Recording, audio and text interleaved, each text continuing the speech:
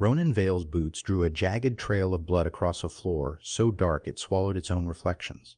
2 sentries hauled him through a hall of basalt ribs and living glass, where bioluminescent vines pulsed like a sleeping heartbeat. The war between the Terran barrier fleet and the Vulpari Dominion had burned for 5 years.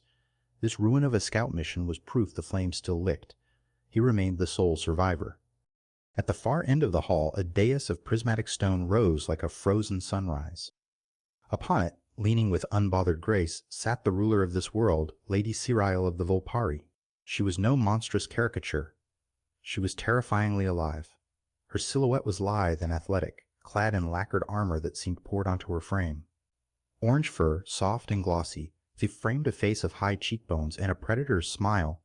Her tall fox-like ears twitched once, the only admission of curiosity. A cascade of copper hair fell over one shoulder in a molten braid, and her tail, plush, ember-hued, tipped in white, curled idly around the throne's armrest. "Release him," Cyril said.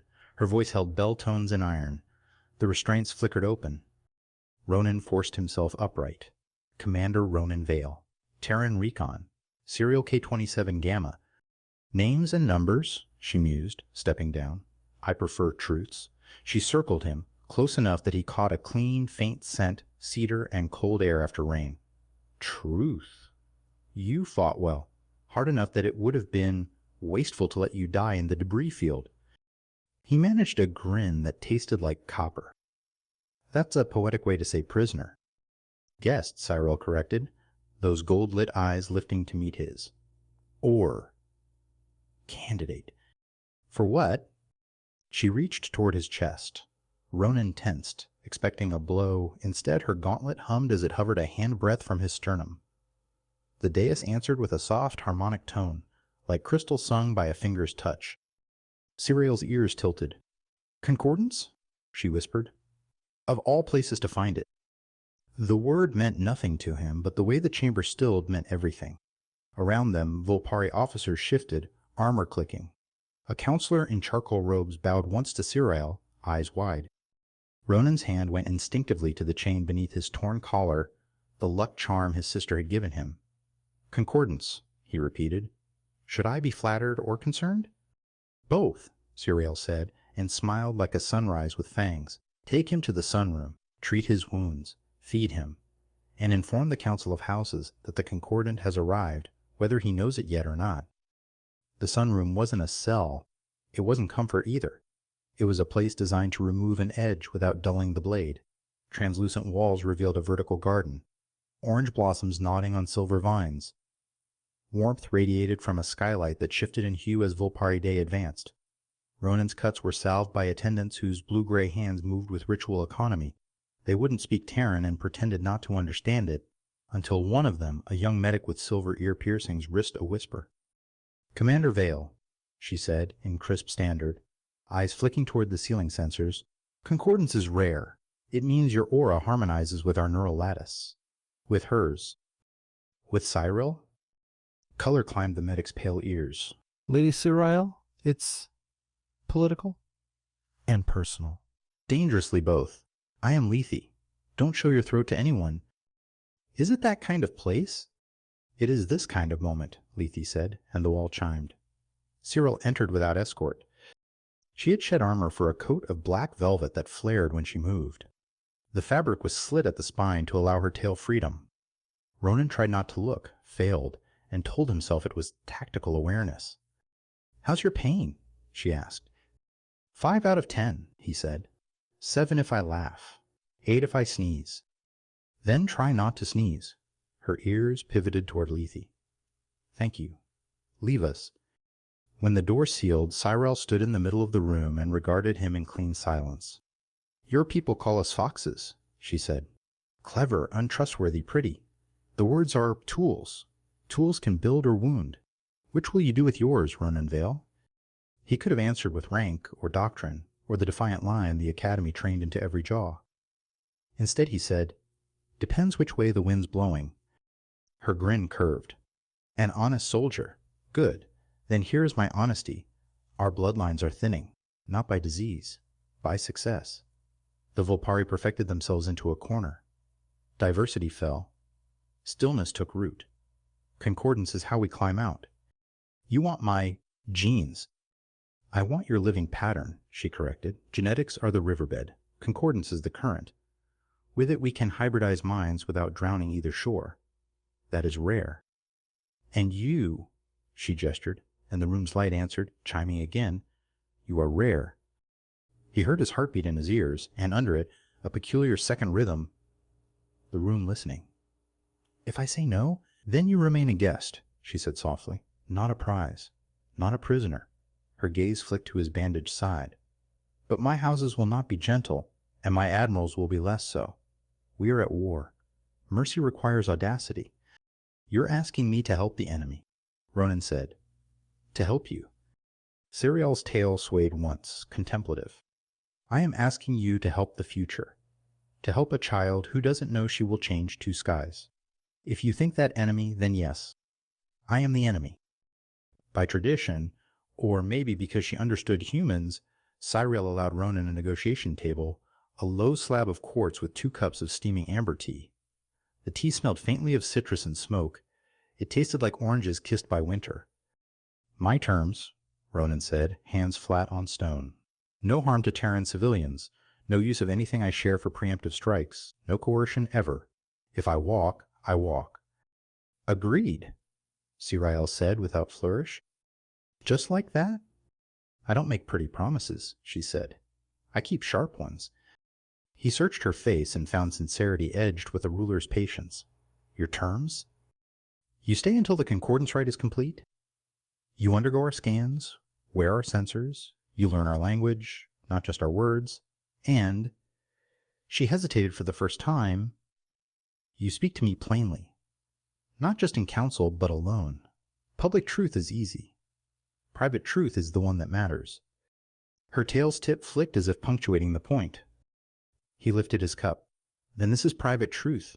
I don't know what to do. That, Siriel said, lifting hers in answer, is the only honest place to start. Across the city, something like a thunderclap rolled. The wall's window darkened and magnified to reveal streaks of light threading the upper atmosphere. Ronan stood. Missiles? Drifts, Siriel said, ears angling. Meteoric ice slowing from our outer ring. Seasonal, mostly harmless. But the Omen Keepers will say they approve of you. What do you say? She watched the sky a beat longer. I say omens need work ethic. The concordance rite was not a bed, not a kiss, not the hunger Ronan's bruised ego warned him he might be imagining. It was 3 rooms and 3 different kinds of vulnerability. First, the mirror of bone, a white chamber where skeletal imaging rendered him into lattices of light. Vulpari anatomists, stoic, respectful, compared stress fractures like cartographers mapping old wars. Second, the mirror of breath, a dim hall hung with chimes. He was taught Vulpari respiration patterns, 4 short inhales, 1 long, 7 counts of stillness, a vocalized exhale that resonated in the skull. Siriel demonstrated, and for a stolen instant their breaths lined, a soft step toward the same music. Third, the mirror of voice, an amphitheater of black stone where sound turned to geometry. Ronan was asked to speak truths into the air. My mother died when I was 3. The sound formed a pale spiral. I hate elevators. A jittering hexagon. I love maps. A steady circle. I don't know if I'm a good man. The patterns fluttered, faltered, then resolved into something like a fox's print. 4 delicate ovals and a pad. The court scribes traded looks. Siriel said nothing until the hall emptied, then stepped beside him, arms folded loosely. You spoke as if we were old friends, she said. Ronan snorted. I spoke because lying would be obvious in a room that can draw it. Her ear twitched. That too. They left together. In the corridor, a figure detached from the shadows, a tall Vulpari with slate fur and eyes the color of gunmetal. He bowed with formal economy. Hi, Counselor Vaxt, Siriel said, her tone losing warmth. You skulk in acoustics now. I listen where the future bleeds into the present, Vaxt replied smoothly. Your concordance speaks cleanly. I wonder if he fights as honestly. Ronan was tired. He met the counselor's gaze anyway. Try me. Vaxed whiskers lifted in what might have been a smile. Soon. Days sharpened into a pattern. mornings with Lethe learning the Vulpari tongue, hard consonants softened by breathy vowels, a grammar that treated promises as verbs, afternoons in training courts where Ronan sparred with Vulpari sentries and traded tactics with captains who watched him like a map that might fold into a secret, evenings in a high chamber with Sirael, where they shared tea and contradictions. He learned that Vulpari ears signaled meanings words did not carry. A forward tilt meant interest. A back angle meant control.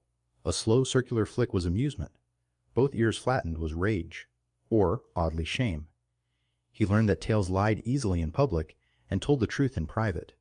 He learned that Sirael's left ear tilted forward when he made her think, and her tail's tip stilled when she worked to not be charmed. One night, a storm threaded silver through the city's shields. Sirael stood by the window, the soft halo of fur at her cheeks lit softly. When we were kits, she said, we dared each other to touch the shield during lightning. You could feel the charge through your bones. It makes you believe in destiny. Ronan sipped tea and watched her reflection. Do you? I believe in momentum, she said, and in choosing where to place your weight. He thought of all the moments his life had been moved by others, selection exams, fleet assignments, the bad map that sent his squad into a kill box. What if you don't know where to lean? Then you don't, she said simply. You breathe, you listen, you refuse to mistake hurry for courage. He laughed, surprising himself with something like fondness. Do you ever make speeches that aren't useful? Only when I'm alone, she said, ears tilting in the way he had learned meant teasing. Only when I'm with someone I trust. Do you trust me? She set her cup down. I trust the part of you that listens. Trust didn't slow politics. If anything, it quickened them. Whispers braided into rope, rope into snares. Vaxed moved with the clean patience of a surgeon, making no overt move while setting every piece. The houses who loved tradition carved their objections in marble. Those who loved power etched theirs in quiet promises. The attack came not in darkness, but in the bright pomp of a council convocation.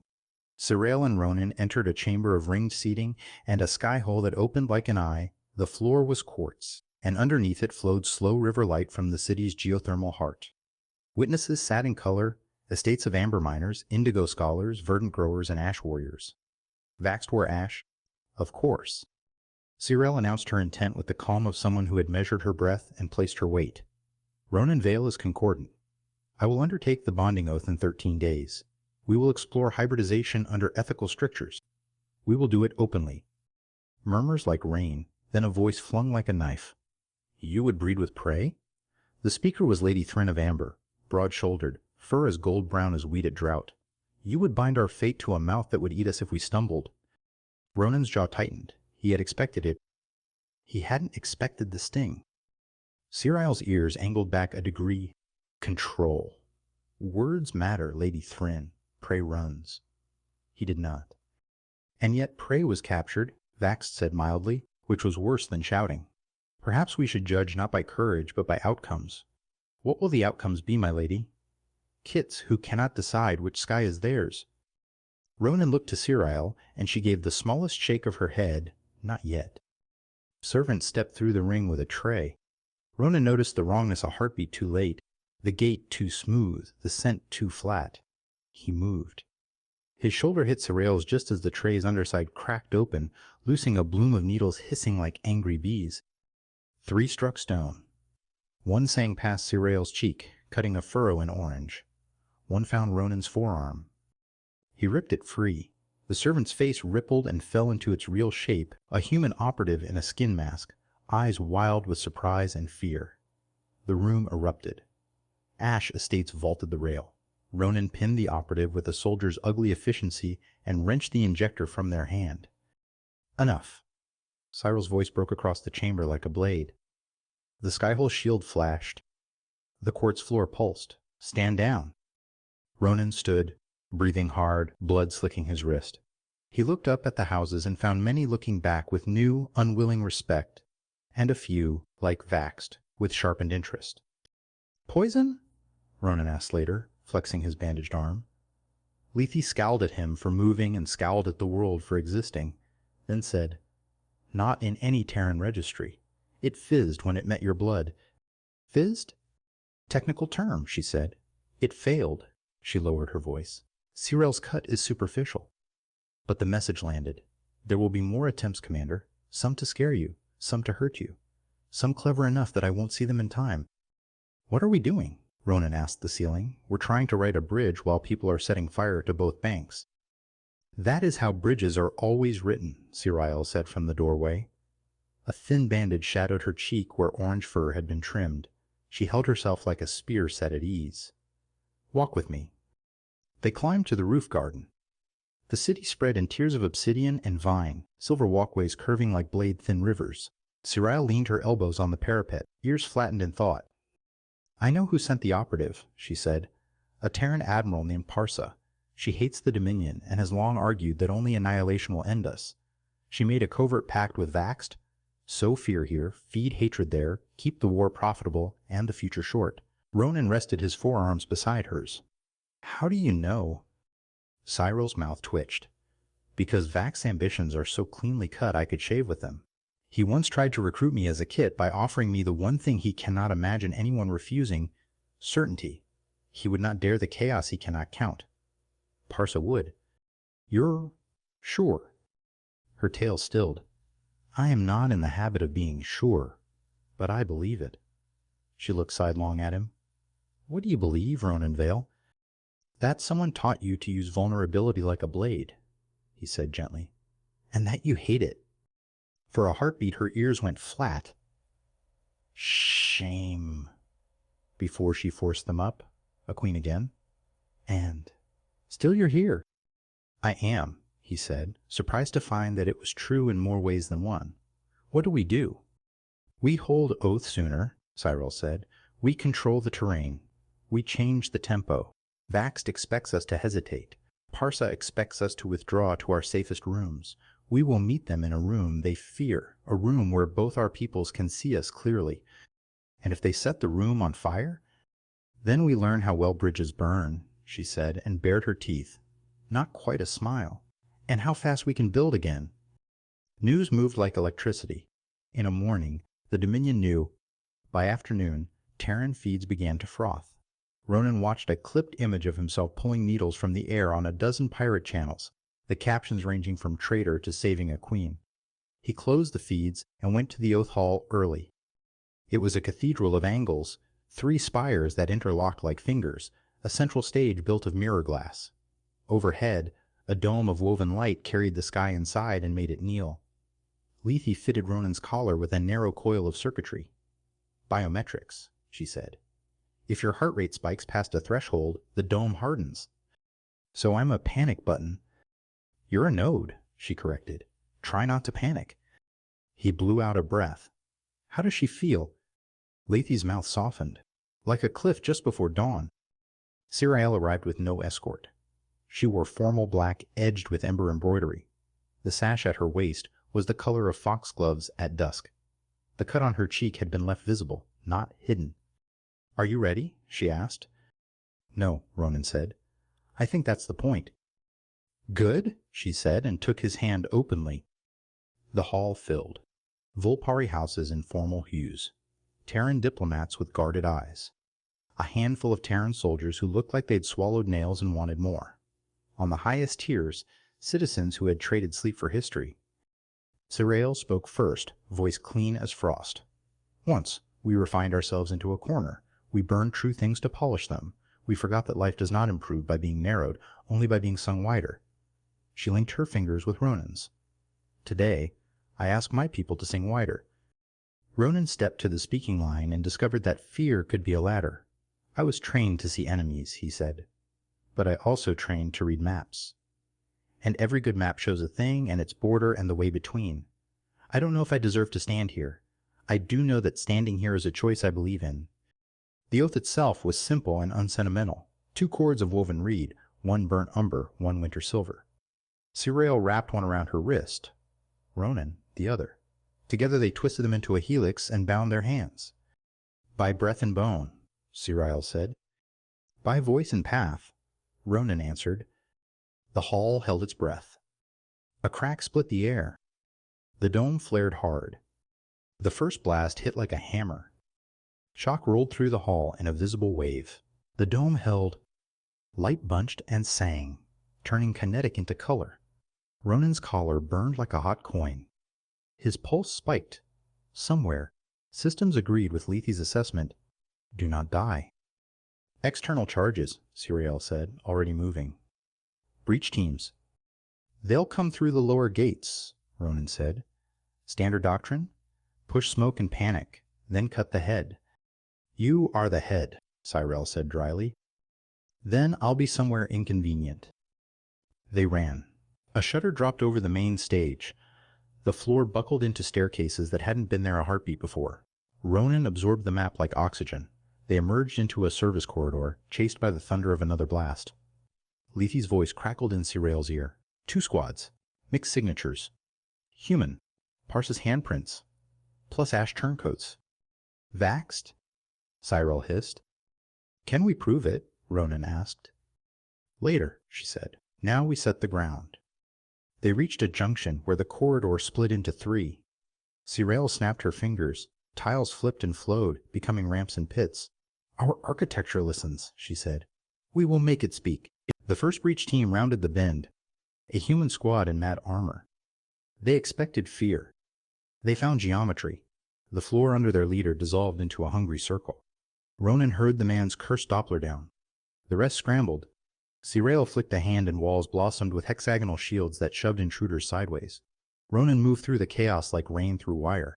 Precise and unshowy, targeting joints and elbows, choosing disabling over killing with an instinct that surprised him until he realized it didn't. He had more to prove by not ending lives. The second team arrived, and with them, Vaxxed. He moved with fox-clean grace, his ash cloak shed for armor that spoke of lineage and war. His eyes held a politician's calculus and a duelist's hunger. High Counselor, Sirel said. You come to a wedding poorly dressed.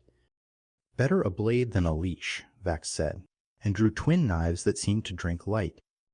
Ronan stepped between them. We can end this without blood. We can end everything without blood, Vax said, if we end it now. His gaze slashed to Sirel. You would breed uncertainty. You would kneel to a map you did not draw. Maps are wrong until someone walks them, Sirel said, and the fight began. Vaxed fought like a poem, clean, efficient, no wasted syllables. Sirel fought like weather, angled, surprising, revealing strength by degrees. Ronan fought like a man who had been hurt and refused to let that be the end of his story. Knives flashed. Shields sang. Tiles shifted at Sirel's command, becoming obstacles, then bridges, then nothing. Vax cut through them like he had known the pattern since childhood. Perhaps he had. He feinted toward Sirel, then shifted to Ronan with a speed that bent the eye. Do you think you belong here, Terran? Vax hissed, blades crossing in a steel hiss against Ronan's borrowed sword. In a city that sings in a language your bones barely understand? I think belonging is a verb, Ronan grunted, turning a blade, letting it glance, trusting momentum. I'm learning to conjugate. Vax smiled, not kind, not cruel. Impressed despite himself. He spun, tail a counterweight, and would have found Ronan's ribs if Sirel hadn't slid in with a shield as thin as a sheet of mica and as strong as a promise that hurt to keep. The strike rang through the corridor. Enough, Sirel said, breath controlled, ears forward in command. Stand down, Vaxed. Stand aside, he answered, and flicked a knife. Not at her, not at Ronan, but at the control panel that cradled the corridor's shape. The wall spasmed. The floor lurched. Sirel stumbled. Vaxed flowed past like quicksilver and was gone into the chaos his hand had made. Alarms dopplered through the architecture, different timbres for breach, for fire, for sacrifice. Ronan grabbed Sirel's arm. You okay? Angry, she said, which was both emotion and diagnosis. And validated. He has always worshipped certainty. He will not forgive me for choosing a different god. Then we prove him wrong, Ronan said. We hold this. We hold this. She looked at him then with a nakedness that had nothing to do with skin. We do, she said. We will. The assault failed not because it lacked ferocity, but because the hall had patience. The dome held until Terran and Vulpari loyalists secured the outer rings. Parsa's signature skittered back into the void. The Admiral too prudent to be caught, too stubborn to admit a loss. Vaxed vanished into the underways. Ash loyalists were hunted, some caught, some gone. The oath ceremony reconvened bruised and altered. Cyril and Ronan stood once more at the mirrored stage. Some houses stared with open loathing, others with reluctant admiration, a few with a quiet, fragile hope. Ronan looked at the cords binding their wrists and thought, wildly and exactly, that he wanted to mean this. Not as a tactic or a symbol, but as a life. Cyril's ear tipped forward. "Private truth?" she murmured. "Private truth," he answered. "I am afraid, and I don't want to run." "Neither do I," she said. They sealed the oath with not a kiss but a breath, foreheads touching, eyes closed, exhale together. The hall echoed it, 1,000 lungs agreeing, unwilling, unsure, alive. Peace did not arrive, work did. Cyril opened a research conservatory where Terran and Vulpari scientists listened to each other until the air hummed with the hard music of real collaboration. The concordance studies began as promised. Ethical, slow, transparent. It revealed nothing mystical and something profound. Patterns of attention, rhythms of response, the way two different nervous systems could learn to hum along a shared chord without one swallowing the other. Lethe led the data team with a ferocity that ate sleep. Occasionally, she kicked Ronan out of the lab and told him to remember that bodies were not only machines but gardens. Public life braided with private. Ronan learned the markets and the taste of street, grilled skewer fruit, and how to ride the lift rails without locking his knees. He learned that children, Vulpari kits with big ears and bigger questions, were devastatingly honest. A small one, fingers sticky with sugar, informed him solemnly, "Your fur is on the inside. That is silly." He learned that Cyril could fall asleep mid-sentence if she trusted the person beside her. He also learned carefully how to step away from the war that wanted to live in his bones. He wrote to Terran friends who would read his messages through clenched teeth. Some wrote back. One accusation, "Traitor." Hurt as expected. One unexpected line, "Are you safe?" Hurt differently. At night, in a garden terrace bathed by the amber of the lower suns, Cyril would take off her day and be only Cyril, ears relaxed, tail loose, laughter unarmored. They talked about homes they hadn't loved and ones they wanted to build. When they touched, it was slow and consent spoken and spoken again, learning the map of each other as if building it for travelers who might one day need a path. Parsa returned not with bombs, but with paper. She dragged a hardline coalition into negotiations at a neutral station that orbited between star lanes, steel bones, glass skin. Publicly, she claimed to be seeking ceasefire terms. Privately, she gambled Cyril's reforms would fail, that the Dominion would overreach, that the Terrans would blink, and then hunger again. Ronan went because Cyril asked, and because it made sense to put the bridge on the bridge. He wore no weapon. He wore the cords of the oath. Parsa was, as he remembered her from fleet briefings, tall, severe, hair cut to regulation, and then sharpened farther, a gaze that invented the ground it walked on. "Commander Vale," she said, tasting the words like something that might be spoiled. "Do you come as diplomat, as lover, or as proof?" "Yes," he said. Her mouth pressed thin. "We're not children. Your queen is consolidating power under a pretty story." "Maybe," Ronan said. "Maybe she's consolidating hope. That's worse for you." Parsa's eyes narrowed in something like pity. "You always were sentimental. And brave. I liked that about you before you turned it sideways." Negotiations breathed and stalled and breathed again.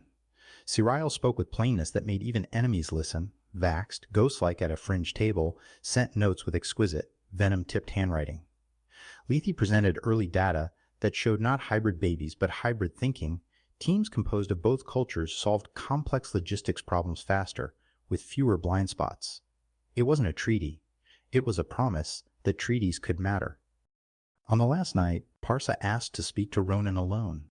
They stood at a viewport where freighters stitched light across the dark. "You could come home," Parsa said, not unkind. "I would cry you down to time served." "I am home," he said. She watched his face, cataloging.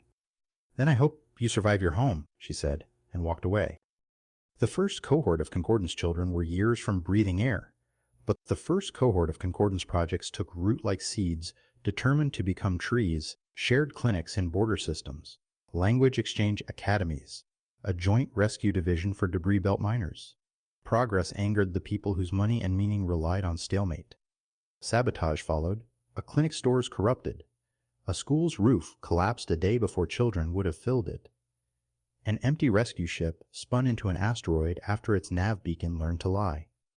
Ronan traveled more, speaking in small rooms where it was safer to say true things. He told stories about maps and breath and bridges. He took questions with teeth and questions with tears. A woman with ash on her sleeve stood and said, "My brother died at Garen Ridge under Vulpine fire. What do you say to me?" He said, "I'm sorry, I can't fix that. I can try to make less of it happen again." He did not say the Academy line. That sacrifice is the fuel of history. He believed less and less in machines that ran on blood. Serial stayed and built. She learned to wield bureaucracy like a blade made of paper. She bled in meetings, quietly. She surprised herself by how often she needed to sit with Ronan in a small room and say nothing until breathing was easy again. One evening, Rain walked across the city in silver shoes. Sirael stood at the parapet, ears tipped forward. "Private truth," she said. Ronan stepped beside her. "Private truth." "I am tired," she said, and laughed softly at her own humility. "And I have never been so alive." "Same," he said. "Same." Vax struck on a festival night, when lanterns climbed cables like bright fruit and streets tasted of sugar and smoke. He chose a symbol, the conservatory's main hall. He chose a message. "Nothing you plant will grow." He misread the soil. Alarms rang. Sprinklers hissed. Floors rearranged themselves into fire breaks. Ronan and a squad of Ash loyalists, the kind who had watched him with suspicion until watching got boring, pushed through heat. Vaxed moved like a rumor. A glimpse, a shadow, a knife's breath. They found each other under the glowing ribs of the central atrium. Music still played somewhere, stubborn and thin. "You could have built with us," Sirael said, stepping into the ash with her coat discarded and her ears pinned to the work. "You could have been the story you wanted to read." Vax's face held something like grief. "I wanted a story I could finish," he said. "You keep writing." "Good," Sirael said. "Then we're alive." He feinted for Ronan again. Not a trick, a habit. Habits break heroes. Ronan met it and didn't, letting the strike pass, turning it into an opening that put Vax on one knee without breaking anything else. "Yield," Ronan said. Vax looked up, something in his gaze broken and relieved. "Of all the ends," he said, and dropped his knives. The trial that followed was a long winter made of days. Vax spoke plainly and did not plead. He named names. He described mechanisms. He admitted motive without apology. Cyril listened, tail still, ears forward, and remade law where it needed remaking. Parsa sent no message and no bomb. That, Cyril said privately, meant she was thinking. The conservatory's new atrium smelled faintly of char and lemon oil. Light braided from skylights to floor tiles, making small weather inside. Cyril sat on a low couch, orange fur catching the afternoon, coat discarded, one hand absently stroking the white tip of her tail. A tell Ronan had learned meant she wasn't quite sure what to do with her hands. "Private truth," she said as he entered. "Private truth," he echoed, slipping beside her. She took his hand and placed it over her abdomen. At first he felt nothing but warmth and the soft insistence of her breath. Then, lightly, like a drum tested by a fingertip, a pulse. "She chose to write," Cyril whispered, ears tremoring with a joy that refused to be rational. She kicked. Ronan laughed and bit down on it at once, as if the sound might frighten the future. Tears blurred the bright world when he didn't expect them to.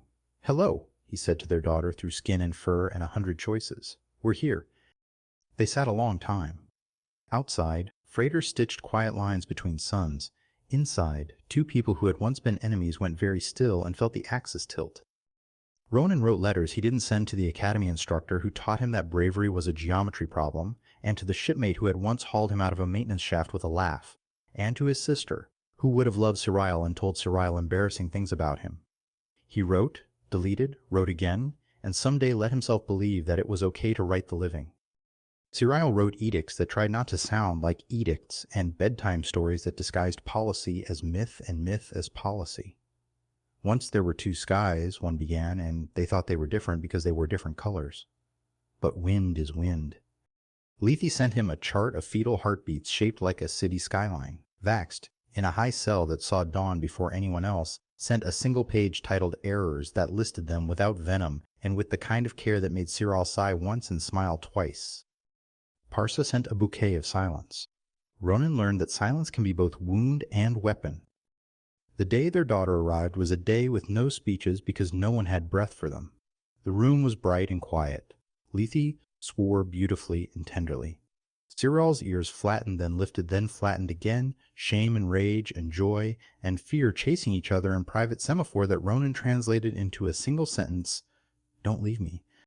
"I won't," he said, and meant it. When the baby cried for the first time, the sound carved a new shape in the air. She was small and powerful and very opinionated about temperature. Orange fur haloed her cheeks.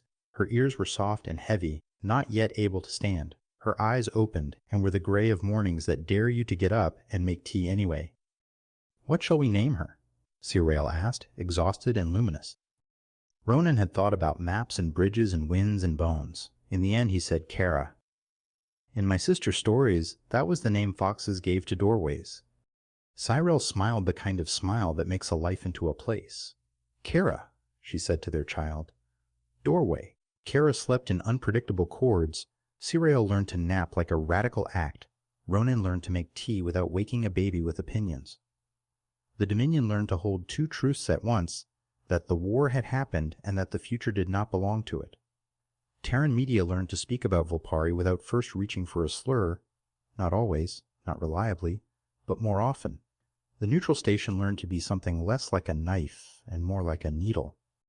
Parsa finally spoke on a broadcast that went to both skies. "I do not like this piece," she said, "but I will test it." It was not surrender and not approval. It was a place to stand. Vax's appeal was denied.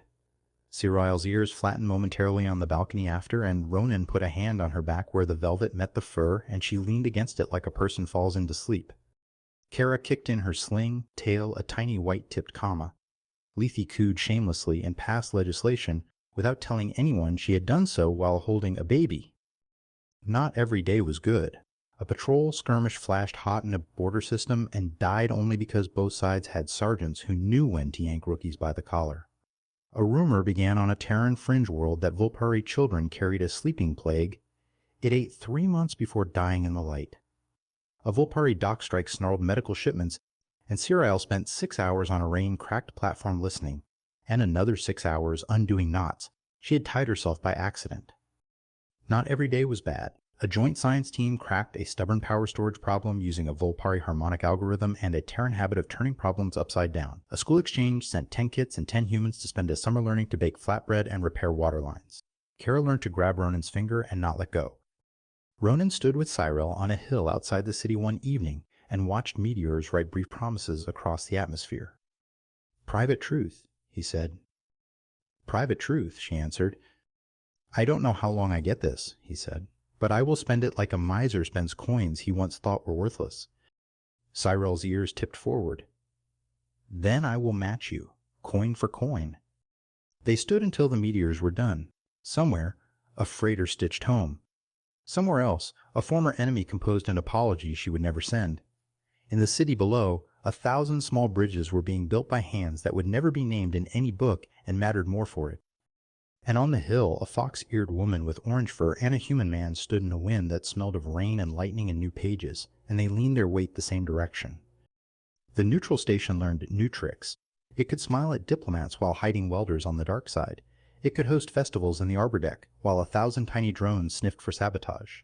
Ronan walked Kara in a sling-down pipeway C, humming off key, she answered with decisive gurgles. Cyril met them after a security brief, ears forward, tail loose, her coat smelling faintly of solder and citrus oil. "Parsa is moving pieces," she said, falling in beside them. Not loud, precise. A funding stream through shell firms, a training cadre retired to a frontier moon. She's building an answer. "An answer to us," Ronan said.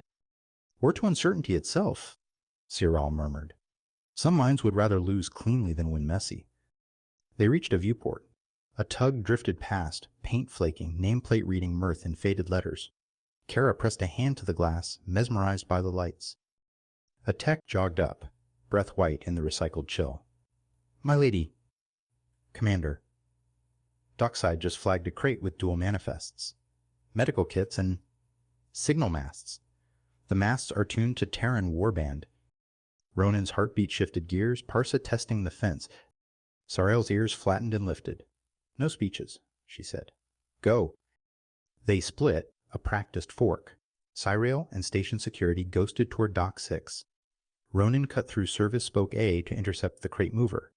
He found it in the narrowest corridor, a pallet skittering on mag casters, guided by a worker whose eyes wouldn't land anywhere near Ronan's. Friend, Ronan said softly, sliding between cart and hatch, if you hand me the pad now, you walk away with your badge.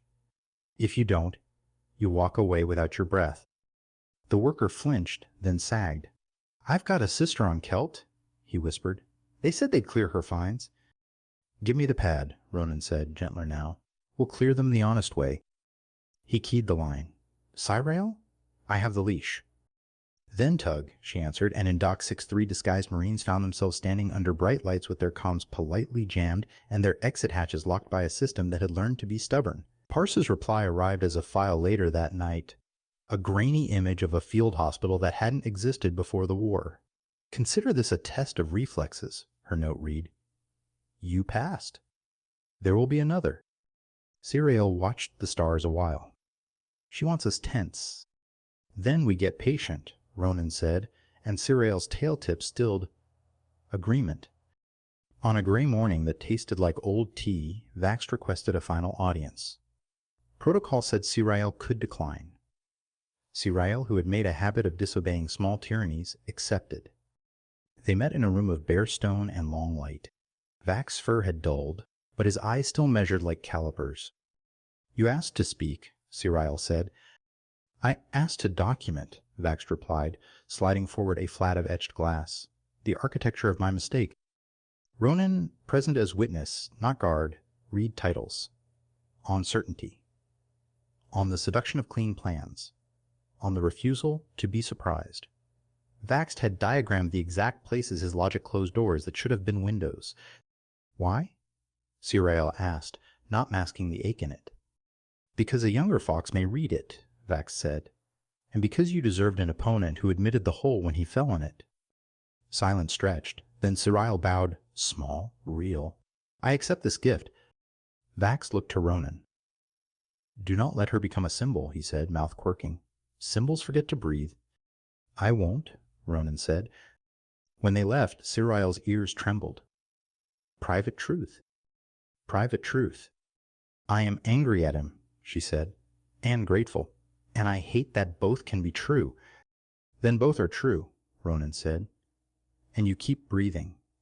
Parsa's another test arrived as a broadcast seeded into both networks at once. A child's face filled the screen, human, freckles bright, hair cut ragged. I am Area, she said, deadpan. I was taken by foxes. A quick cut to a Vulpine corridor. A splice, a shadow like an ear, a tail. Another cut, a locked door. They hate us, the child whispered. They smile, but they hate us.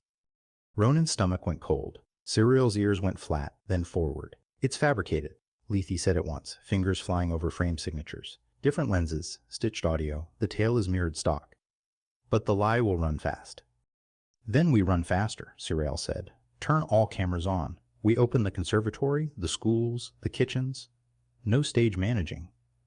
Let the messy be seen. Ronan pinged old Terran contacts, reporters who remembered when he'd bled on their decks. You'll get raw, he warned. Don't expect a tour. They came. They filmed a Vulpari baker scolding a Terran apprentice for burning flatbread and then hugging him anyway. They filmed a clinic where a human nurse taught a fox-eared mother how to swaddle, and the mother taught the nurse how to hum down a fever. They filmed Kara pulling on a cameraman's shoelace with terrifying focus. Parsa tried a second volley, grainy footage of a brawl in a border bar. Sarael posted the whole hour. The argument, the apology, the shared stew. It didn't go viral. It went honest. Will it be enough? Lethe asked at shift's end, eyes exhausted. No, Sarael said. But it will be something. And next time, there will be more somethings waiting. The Terran Assembly called for a referendum, formalize the Winter Accord, or freeze it. The vote would be planetary, noisy, knife-edged. Parsa didn't oppose the vote, she sharpened it. Ronan flew to the old mining world of Castor, where his squad had once bivouacked in an ore-stained hangar and learned the taste of metallic snow. The town hall had a leak in the roof and a portrait of someone's grandmother glaring disapprovingly at history. "I held my brother while he died," a woman said at the mic. "His blood on my hands. You tell me bridges. I hear drowning." "I believe you," Ronan said, "and I can't fix it. I can only build a road that walks fewer families to that room." An old man raised a shaking hand. "Foxes stole my traps when I was a boy." Laughter, then awkwardness. Were they allowed? Ronan grinned despite grief. "We'll return the traps," he said, "and teach you how to set better ones." After, a kid cornered him in the doorway. "Are her ears soft?" he blurted. "The queen." Ronan thought of dawns and rain and sleep. "Yes," he said, "and sharper than you think." The vote day came like weather. The tally crawled. Castor tipped yes. Two core worlds tipped no. Frontier moons split down the middle. By midnight, the margin was a fingernail. At dawn, a tiny agricultural station with 9,000 voters posted its count. Yes by 12. The accord held by 12. Serial exhaled a laugh that sounded like a sob. 12 people, she murmured. 12 breaths. "Then we keep earning them," Ronan said, and kissed her temple where orange fur warmed under his mouth. Holding a thin majority proved harder than winning it. The alliance needed boring victories, ports that stayed open through storms, trade routes that delivered on time, schools that taught 3 languages without panic. Cyril dug into the unglamorous customs harmonization, medical licensure reciprocity, apprentice visas. She argued comma placements with a passion that frightened career bureaucrats into competence. Ronan took Kara to the markets and learned the names of those who could stop a riot with a raised eyebrow. He built a back channel among ship captains who cared more about schedules than flags. When a dock brawl threatened to bloom, 3 captains texted the same thing. "Stop it? Kara is sleeping." Parsa shifted again, away from overt provocation to artisanal chaos, micro-sabotage that looked like rust, inspectors losing files, rumor mills seated with plausible shadows. She left no signature. Their response had no glamour either. Patient audits, the same answers repeated until they grew muscle. The quiet firing of 100 petty tyrants. Lethe found a 2nd gear and an 8th wind. "You can sleep when Kara's in university," she growled when Ronan tried to send her home. "Or when I outvote entropy." Entropy tried to vote them first. A solar flare bent around a dust streamer, got drunk on the magnetosphere, and hammered the grid. Lights died. Shields flickered. Doors forgot how to be doors. The station held, but only if hands held it. Ronan grabbed a repair kit and sprinted with a line of apprentices toward Power Spoke D. Cyril vanished toward control, tail taut like a line under strain. Kara woke, considered screaming, then fell back asleep on Lethe's shoulder because Lethe had an aura that told newborns the universe was negotiable. Power Spoke D had been designed by a poet or a sadist. Ribbed conduits, access hatches like riddles. Ronan found the first blown regulator by smell, hot tin, and ozone. He swapped it, tripped a breaker, swore, swapped again. Apprentices learned to hand him tools before he asked. "Commander," a kid said, wide-eyed, "you were a soldier." "Still am," he said, jamming a coupler home. "Different battlefield." Control reported rolling success. Cyril's voice came through the static like a fox in snow. "Hold for surge in 3, 2. The light stuttered, thought about it, and chose to stay. After, the arboretum filled with sleeping bodies and soft talk. The flare had burned a day and a half. They burned more. Cyril sank down beside Ronan on the deck, ears drooping, tail a limp question mark. Kara burbled from Lethe's lap, then hiccuped triumphantly. "Private truth," Cyril whispered. "Private truth," he answered. "I am more frightened by random sun tantrums than by admirals," she said. "Same," he said. "At least admirals answer subpoenas."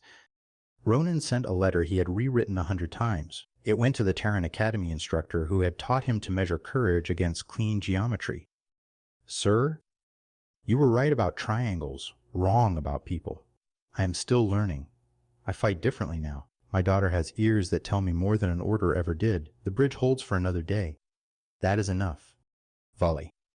He expected silence. A month later, a reply arrived, typed on a machine that left ink bruises. Cadet, I was wrong often and loudly.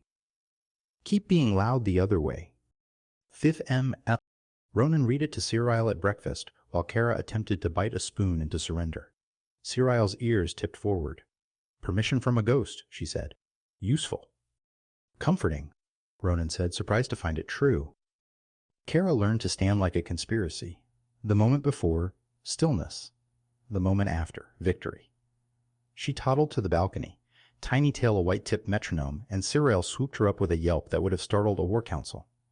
Not yet, Cyril told the yawning city. You can have her later. A courier arrived with 2 envelopes.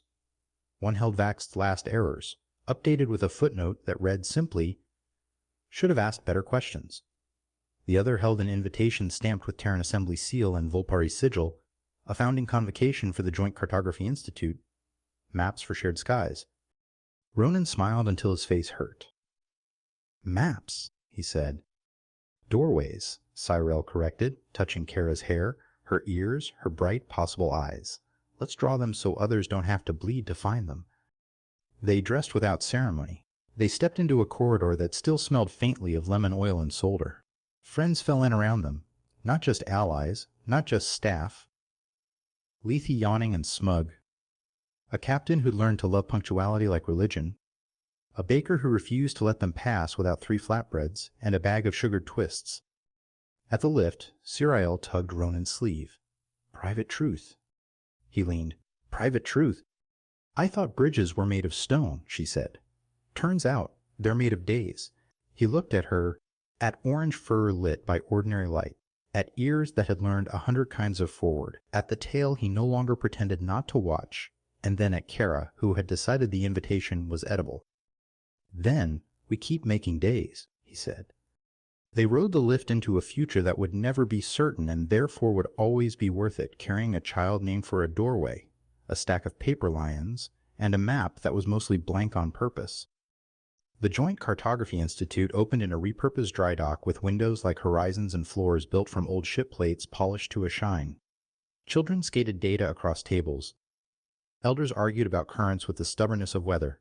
Above the main hall, a mural grew, not a map of borders, but a weave of routes and stories, arrows labeled with things like where Lethe finally slept, first flatbread summit, and meteor night we held hands anyway.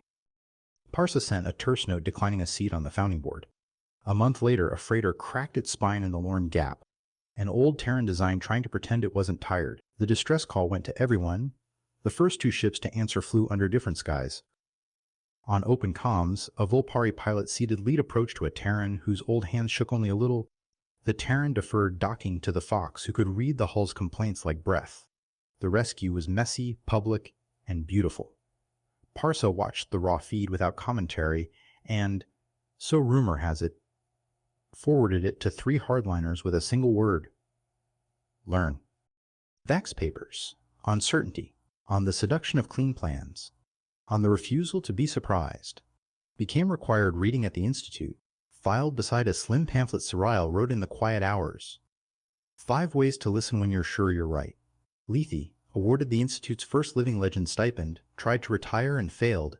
She discovered the preschool on level 2 and declared herself chief snack engineer.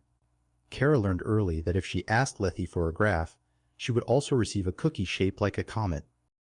On the station's arbor deck, Cyril and Ronan slid a final plate into a low table made from the hull of Ronan's first patrol skiff. Sanded, sealed, initials carved into the underside where only the curious would find them, RSS-K. They hosted small dinners there. Captains and clerks, students and stubborn old mechanics who still swore at software in 2 languages. At each meal, someone told a story of a tiny victory that didn't look like one at the time. Someone else drew a line on the mural. When Kara turned 3, she crawled beneath the table, discovered the carved initials, and shouted door, with the delighted certainty of a cartographer who had just invented North. Ronan crawled in after her and bumped his head. Cyril laughed so hard her ears flattened, then tipped forward again, apology and joy stacked in one movement. Private truths became a family ritual. On hard days, I'm scared. Me too. On ordinary days, I'm tired.